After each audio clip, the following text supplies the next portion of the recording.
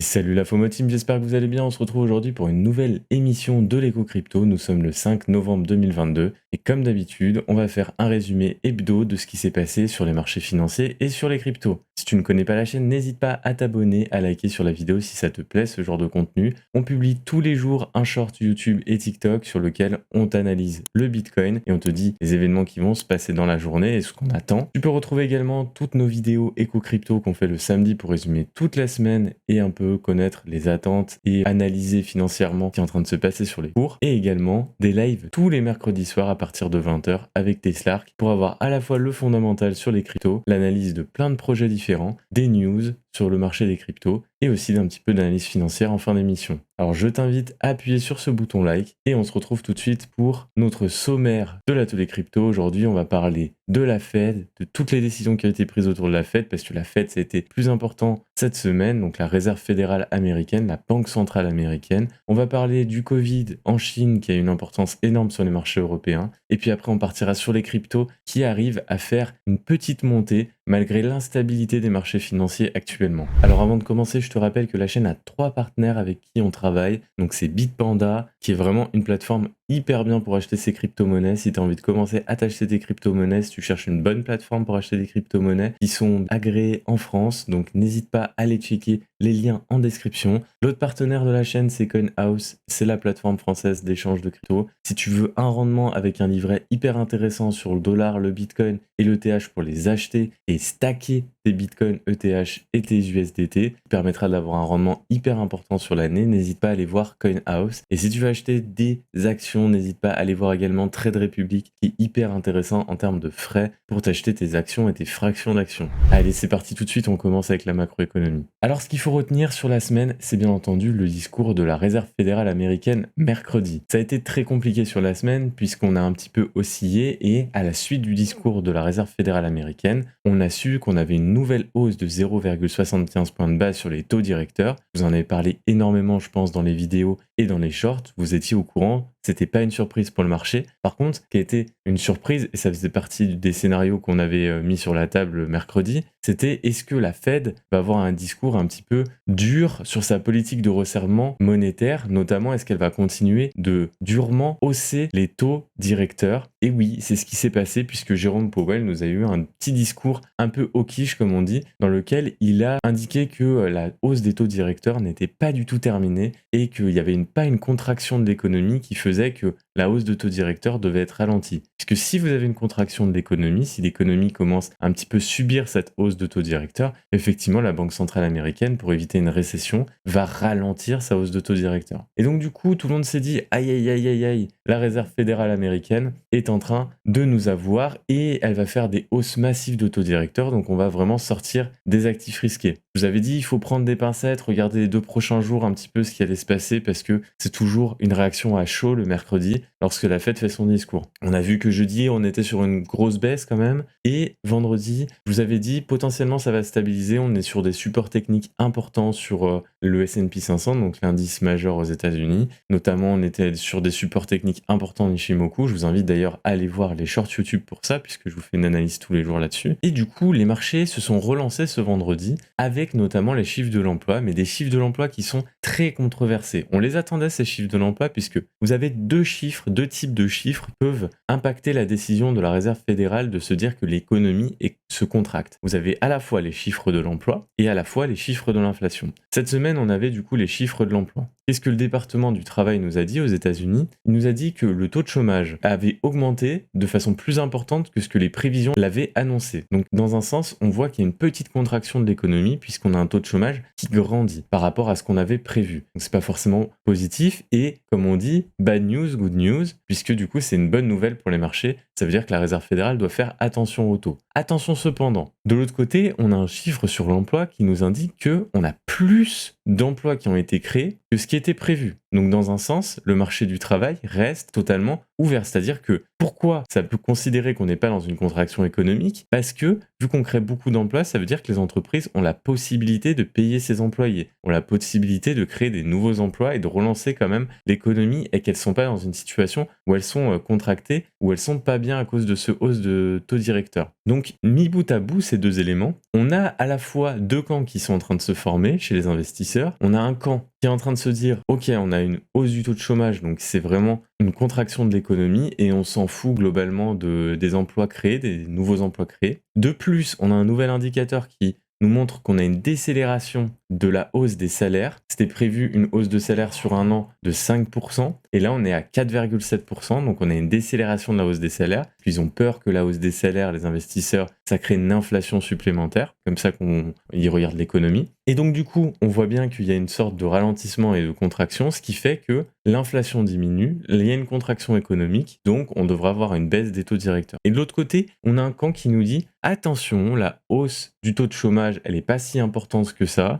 On a beaucoup d'emplois qui sont créés, donc ça veut dire que le marché va bien. Et à côté de ça, la décélération des salaires, sur un an, il y a une décélération des salaires. Par contre, sur un mois, il y a une hausse des salaires de 0,3%. Donc, je fais plus partie de ce deuxième camp parce que je pense que c'est important de regarder la hausse de salaire non pas sur un an, mais plus sur un mois. Et on voit bien qu'une contraction toute petite finalement sur le taux de chômage qui était prévu versus beaucoup d'emplois qui sont créés et une hausse des salaires qui se décélère mais qui s'accélère sur un mois, je trouve que quand même on est dans le sens où l'économie n'est pas vraiment contractée pour l'instant aux États-Unis. Vraiment pas. Donc du coup, je pense que Jérôme Powell et la Réserve fédérale américaine vont continuer à faire leur hausse de taux directeur et je ne pense pas que ça s'arrêtera là tout de suite. J'avais des doutes avant le discours de la Fed, je vous avais dit la semaine dernière notamment que potentiellement on voyait une hausse de taux directeur à 0,5 en décembre et un ralentissement en 2023. Après ces discours et ces chiffres, c'est vrai que c'est compliqué d'envisager le contraire et de se dire qu'il va y avoir une hausse de taux directeur qui va ralentir tout de suite. Je pense que finalement sur décembre, ils vont conserver les 0,75 de taux directeur, peut-être 0,5, il y a peut-être plus de proportions maintenant que ça tombe à 0,5. Ce qui est sur la table en tout cas pour la Fed, c'est que on nous avait annoncé en septembre que les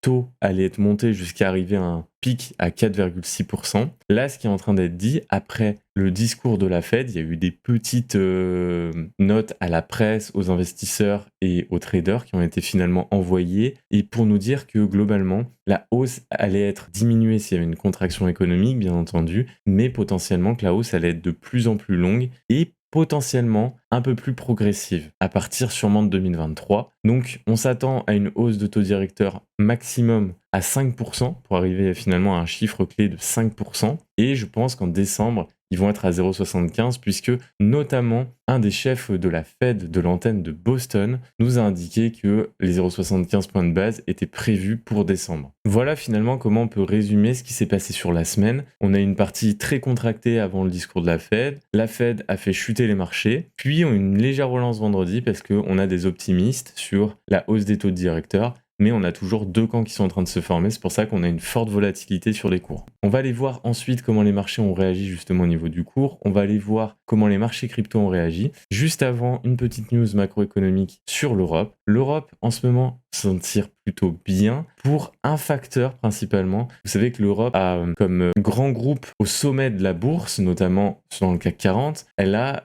tout ce qui est l'industrie autour du luxe. Et donc du coup, vous avez LVMH, Kering, Gucci, vraiment des grosses industries du luxe qui font que en ce moment, ça marche plutôt bien puisque cette industrie du luxe a un marché très important en Chine. On sait qu'en Chine, en ce moment, ça se contractait à cause de Covid, mais les autorités chinoises ont annoncé que ça y est, potentiellement, ils envisageaient de faire une politique un peu moins restrictive pour le zéro Covid. On ne sait pas encore exactement le plan d'action sur leurs restrictions Covid et pour arrêter ce zéro Covid comme ils faisaient parce qu'ils confinaient à tire-larigot dès qu'il y avait un cas de Covid. On a vu les exemples dans les usines, dans les parcs d'attractions, c'était assez impressionnant. Donc, ça a donné un signal haussier sur les marchés européens puisque le luxe se porte bien vis-à-vis de ces news Covid en Chine. Voilà, globalement, c'est ce qu'il faut retenir en Europe. Il n'y a pas grand-chose d'autre à retenir, à part des petites rumeurs sur des achats. Maintenant, on va passer à la partie analyse financière, les amis, et on se retrouve avec le S&P 500 en premier. Allez, tout de suite, on commence avec le S&P 500 que vous voyez ici à l'écran, et on va repartir un petit peu sur ce qui s'est passé cette semaine. Vous voyez que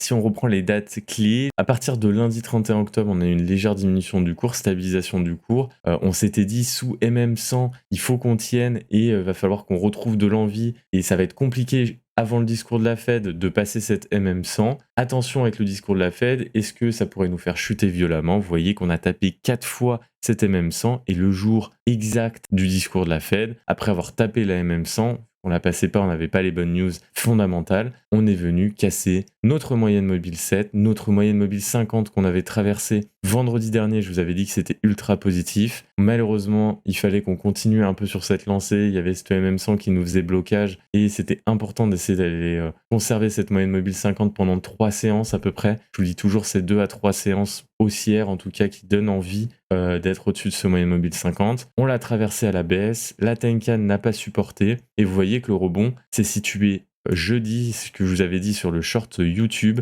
le rebond sur la Kijun, c'était le support technique, celui dont je vous ai parlé en début de vidéo, le support technique qui a fait que les marchés se sont un petit peu récupérés ce jeudi et vendredi on s'est questionné sur le rapport du travail, c'est pour ça qu'on a une très forte volatilité, vous voyez la bougie a été très compliquée, un corps tout petit, 2 grosses mèches et on s'est rapproché de la moyenne mobile 50, ce qui a fait un peu réagir les marchés, notamment avec le Dow Jones, autre gros indicateur américain qui suit le S&P 500 dans un sens, et bien vous voyez que le Dow Jones s'est approché de sa moyenne mobile 200 et a frôlé la clôture au-dessus de la moyenne mobile 200, ce qui a fait un petit peu réagir le marché puisque le marché s'est dit ah là là, il y a cette moyenne mobile 200, dans un sens on a un camp des optimistes au niveau de la macro, donc on a un petit peu réagi sur les marchés avec ce rebond finalement dans la journée. Malheureusement, sur le S&P 500, on a une bougie comme ça très incertaine, une sorte de doji. Je ne sais pas ce qui va vraiment se passer sur le S&P 500 pour l'instant. Vous voyez que la moyenne mobile 50, la Tenkan sont vraiment au contact et la moyenne mobile 7 sont au contact ici aux alentours des 3800 points.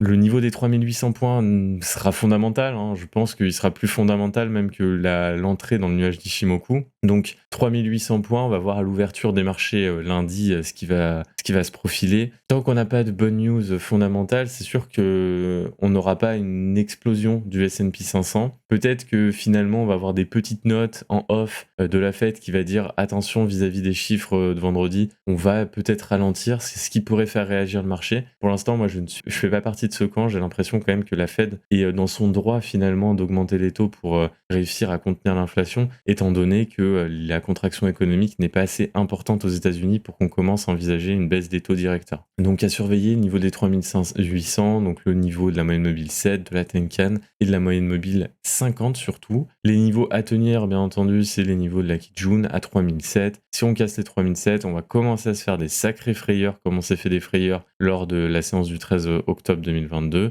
où on avait eu une belle divergence haussière, ce qui nous avait permis de nous relancer. Mais ici, voilà quoi, si on arrive sur des niveaux à 3004, les marchés ils vont avoir quand même assez peur. Donc il ne faut pas qu'on lâche ces niveaux des 3700. Tant qu'on est au-dessus des 3700, je pense qu'on est sur des niveaux raisonnables pour atteindre une bonne news macro. Et notamment en news macro, j'en ai pas parlé en intro, mais on aura les chiffres de l'inflation qui seront du coup le deuxième facteur. Comme je vous disais, il y a 2 facteurs, emploi et inflation. Il y aura les chiffres de l'inflation en octobre qui peuvent être dans un sens positif. Si l'inflation diminue, et ben ça voudrait dire que potentiellement la Réserve fédérale pourrait envisager de ralentir ses taux directeurs, la hausse des taux directeurs. Maintenant, on va aller voir le CAC 40, les amis. Au niveau du CAC 40, vous voyez que c'est ce qu'on s'était dit, la grosse relance avec le Covid. Par contre, on a dépassé des niveaux ultra importants sur le CAC 40, ce qui en fait un actif beaucoup plus bullish actuellement que le S&P 500. Et c'est spécial de dire ça, puisque le CAC 40, vous savez que c'est pas forcément ce que je préfère en termes d'investissement, puisqu'il est très volatile. Depuis le 29 septembre, on a engagé cette grande hausse. On a eu une sorte de pullback qu'on est venu faire le 13 octobre comme sur les marchés US. Vous voyez que depuis le 13 octobre, on n'a pas cessé d'augmenter. On a passé notre moyenne mobile 50, on avait parlé je crois il y a 2 semaines, quelque chose comme ça. Passer la moyenne mobile 50, c'était ultra positif. Le marché a ensuite passé le niveau d'Ichimoku, là où il était le plus fin, donc parfait techniquement. Les news ont suivi, on est au-dessus de la moyenne mobile 7, ça veut dire qu'on est ultra bullish sur une semaine à chaque fois. Petite baisse lors de la réunion de la Fed, la mercredi. Du coup, on a eu, on va dire, l'ouverture des marchés français. C'est toujours un petit peu décalé puisque la Fed a eu son discours à 19h, les marchés étaient fermés. Du coup, on a un gap baissier qui a été créé. Est-ce qu'on va aller combler ce gap? Je ne sais pas. Là, pour l'instant, les marchés ont décidé de partir en hausse. Vu qu'avec la restriction Covid, on se retrouve à avoir un marché du luxe fort, et ben, au niveau du CAC 40, vous voyez qu'on a dépassé facilement la moyenne mobile 200 et on se retrouve au-dessus des 6300 points et on a atteint les 6400 à l'ouverture. Voilà, donc très positif sur le CAC 40, il faut continuer au-dessus de cette moyenne mobile 200 jours. Très positif si on arrive à faire 2 belles bougies au-dessus de cette moyenne mobile 200. On sera ultra bullish sur le CAC 40. Maintenant les amis, on passe bien entendu au marché crypto, très important. Alors BTC qui nous fait un sacré move les amis, gros move de BTC. Vous voyez que malgré les mauvaises news dans un sens du marché US, hier on nous a fait une séance, vu qu'il y a une sorte de volatilité sur le S&P 500, notamment un rebond à un moment donné du S&P 500, on a fait une énorme relance sur le BTC qui enfin, après 1, 2, 3, 4, 5, 6, 7, 8, 9 jours sous la MM100, d'échecs sous la MM100, on arrive au 10e jour à la passer et de façon très belle puisqu'on passe MM7, Tenkan et MM100. Il y a vraiment un regain sur Bitcoin, ce qui est très positif. Honnêtement, on n'a pas voulu lâcher vraiment ce niveau des 20 000 qu'on a beaucoup parlé du coup sur les 2 derniers shorts, étant donné que c'était le bas du nuage qui avait fait support technique. Je vous avais dit qu'on n'était pas dans un strong pullback tant qu'on traversait pas le niveau des 0,382 de Fibo qui se situait à 19 970. C'est exactement finalement ce qu'on a fait. On a rebondi juste avant et du coup les marchés commencent à partir. Ça veut dire qu'on n'est pas dans un strong pullback, on est dans un pullback avant la continuation de notre tendance haussière. On aurait été en dessous de ces 0,382 de Fibo, c'est-à-dire qu'on aurait eu un retracement plus profond de la tendance haussière qu'on a depuis le 13 octobre 2022. Pareil, la tendance baissière, enfin en tout cas la mèche baissière du jour où les marchés financiers ont un petit peu baissé et craché. Donc ultra positif. Là maintenant, qu'est-ce qu'on attend sur BTC? On attend de belles bougies haussières, de belles séances haussières au-dessus du nuage d'Ichimoku. Le nuage d'Ichimoku va maintenant être un support si on arrive à vraiment faire 2-3 belles séances au-dessus. Il n'y a plus de moyenne mobile en journalier qui se situe ici dans ces niveaux. On a par contre la moyenne mobile 200 qui est la plus importante, moyenne mobile 200 qui est regardée énormément par tous les investisseurs avec la 50. Vous voyez qu'à 24 000 $, la moyenne mobile 200 sera un niveau hyper important sur Bitcoin. Donc on verra comment ça se passe à ce moment-là. On va aller regarder en weekly. En weekly, voilà ce qu'on peut dire, c'est que la Tenkan a été reprise. Pareil, on a la moyenne mobile 200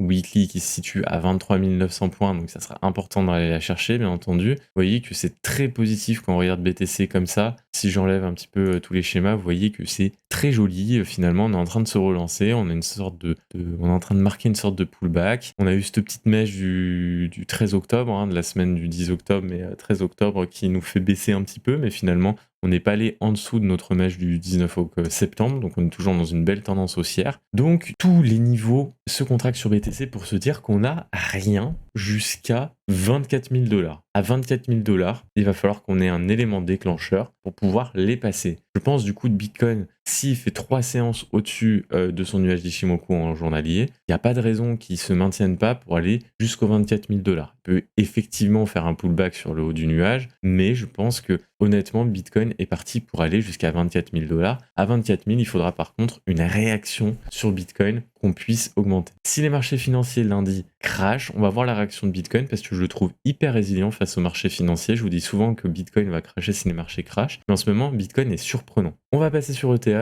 Et ETH, les amis, on regarde d'abord en weekly parce que weekly, c'est vraiment très propre. Vous voyez sur notre moyenne mobile 200, à chaque fois, on a clôturé au-dessus et c'est ce qui nous a permis de nous relancer cette moyenne mobile 200 weekly. Donc c'est ultra positif et ce qu'on va voir maintenant en daily, c'est que vous voyez que Ethereum est au contact de sa moyenne mobile 200 avant Bitcoin. Ethereum était beaucoup plus bullish. Je vous avais dit la semaine dernière, je vois Ethereum beaucoup plus bullish que Bitcoin. Il est passé au-dessus de sa moyenne mobile 50, au-dessus de sa moyenne mobile 100. On en avait parlé lors de l'atelier crypto mercredi soir. Et il s'est vraiment hyper bien relancé quand Bitcoin s'est relancé. Vous voyez, au contact de la moyenne mobile 100, il a fait son support technique, son rebond technique. Il allait chercher la moyenne mobile 200. Et aujourd'hui, c'est compliqué parce que on est un week-end où on passe une moyenne mobile 200 sur un altcoin comme Ethereum. On n'en est pas encore là parce qu'on n'est pas encore dans un bull run massif sur les cryptos, et même en plein bull run, c'est compliqué de passer le week-end les gros niveaux. Donc il va falloir attendre l'ouverture des marchés US, l'envie sur Bitcoin d'aller chercher les 24 000 $ pour qu'Ethereum puisse passer cette moyenne mobile 200. Si on a des bonnes news bien entendu sur Ethereum, pourra potentiellement passer cette moyenne mobile 200 tout seul.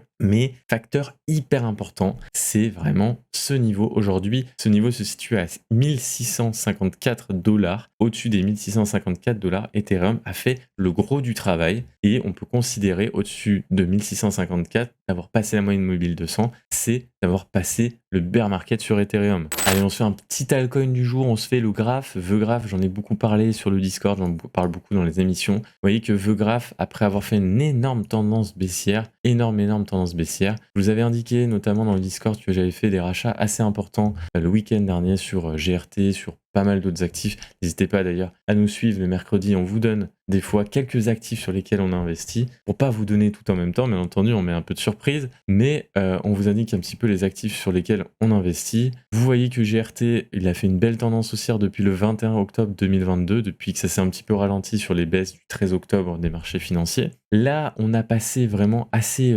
durement la MM50, vraiment c'était fort, c'était une belle bougie haussière après avoir rebondi sur la Kijun lors de la journée du 4 novembre 2022. Hyper positif de passer cette moyenne mobile 50. Maintenant, quels sont les objectifs? Eh ben, pour l'instant, on bute notamment sur le bas du nuage d'Ishimoku. Donc il faudra aller chercher ce nuage qui sera important pour stabiliser la situation de GRT. Voilà les amis, j'espère que cette vidéo vous a plu. Merci beaucoup d'avoir suivi cette vidéo. N'hésitez pas à liker, à vous abonner. Vous êtes vraiment plus en plus nombreux. C'est exponentiel en ce moment, c'est dingue. C'est en train de se passer sur l'atelier crypto. Je vous en remercie énormément. Et je vous dis à la semaine prochaine pour un nouvel épisode de l'éco crypto. En attendant, n'hésitez pas à nous suivre sur les shorts YouTube et TikTok et à venir mercredi soir à 20 h sur l'atelier crypto sur YouTube. Salut la FOMO team!